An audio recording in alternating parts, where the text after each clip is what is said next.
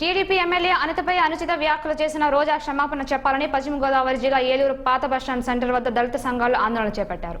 రోజా ఫ్లెక్సీని చెప్పుతో కొట్టిన మహిళలు నిరసన తెలిపారు. తక్షణం రోజా క్షమాపణ చెప్పాలని, లేని పక్షంలో ఆందోళన తీవ్రతం చేస్తామని హెచ్చరించారు.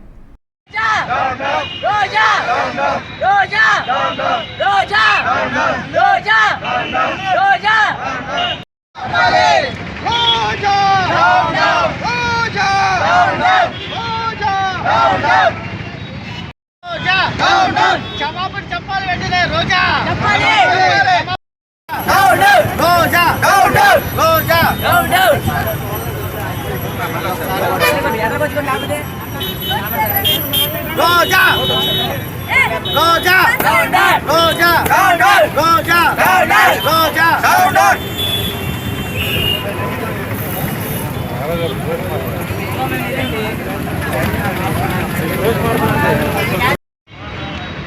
ఏదైతే అంబేద్కర్ ఆశయ సాధన దళిత మహిళలు రాజకీయ ప్రస్థానం మొదలైనటువంటి రోజుల్లో ఎమ్మెల్యే రోజా తన మోస్తపు వైఖరిని అసెంబ్లీ సాక్షిగా ఒక దళిత ఎమ్మెల్యేని అవమానించింది.